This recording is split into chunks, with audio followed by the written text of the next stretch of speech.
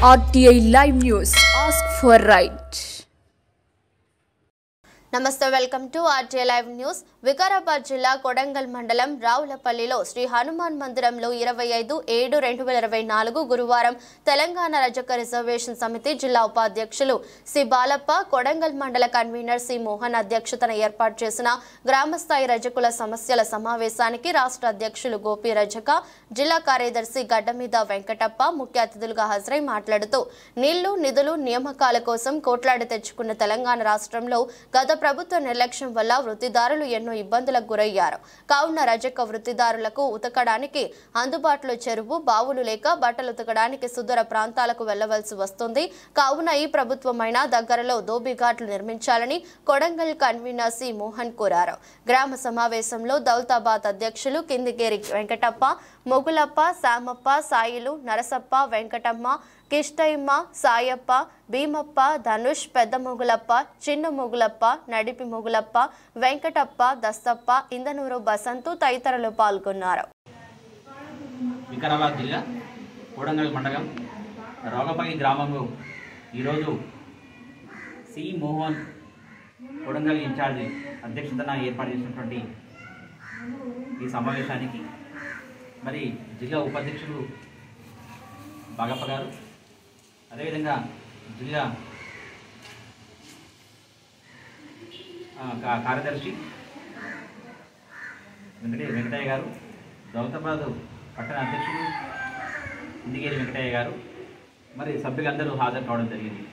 ఈ సందర్భంగా గ్రామాల్లో తెలంగాణ ఏర్పాటు చేసిన తర్వాత గ్రామాల్లో రజకుల యొక్క సమస్యలు అనేకమైనటువంటి సమస్యలు మరి ఉండడం జరిగింది. ఇందులో భాగంగా ముఖ్యంగా గ్రామాల్లోని సమస్యలని ఈ ప్రభుత్వమైన తక్షణమే పరిష్కరించాలి. గ్రామాల్లో దోబీఘాట్లు కానీ మరి ఎవరైతే వృత్తి చేస్తున్నారో వారి యొక్క వృత్తి చేసే వారికి 40 సంవత్సరాలు నిన్నటువంటి వృత్తిదారునికి పెన్షన్ సౌకర్యం కల్పించాలని, అదేవిధంగా మరి ఎవరైతే వృత్తి చేసి ప్రమాదవశాత్తు చనిపోయిన వారికి మరి జీవిత బీమా కింద వారికి 5 లక్షలు ఇవ్వాలి. పెద్దలకి కుటుంబ పెద్ద చనిపోతే మన కుటుంబానికి 5 లక్షలు ఇవ్వాలని చెప్పి సందర్భం తెలియజేసుకుంటున్నాం. మరి ఎవరైతే ఈరోజు దోబి ఇస్త్రీ చేసినటువంటి వారికి ప్రమాదవశాత్తు విద్యుత్ షాక్ అయినా లేకపోతే విద్యుత్ అఘాయిత్యం అయినా అక్కడ ప్రమాదం జరిగినట్లయితే ఆ కుటుంబానికి 5 లక్షల రూపాయలు ఇవ్వాలని చెప్పి గతంలో మరి ప్రభుత్వాన్ని కోరడం కూడా జరిగింది. అదేవిధంగా ఎవరైతే స్త్రీలు ఈరోజు ఉత్తరానికి వెళ్తున్నప్పుడు వారి పైన అనేకమైనటువంటి మరి హత్యలు, అత్యాచారాలు జరుగుతున్నాయి. కాబట్టి మాకు ఎస్సీ రిజర్వేషన్ కల్పిస్తే రక్షణ చట్టం వస్తుంది. కాబట్టి మరి మాకు ఎస్సీ రిజర్వేషన్ కల్పించాలని చెప్పి ఈ సందర్భాన్ని తెలియజేసుకుంటూ మరి అనేక సమస్యలు గ్రామాల్లో ఈరోజు తలెత్తుతున్నాయి.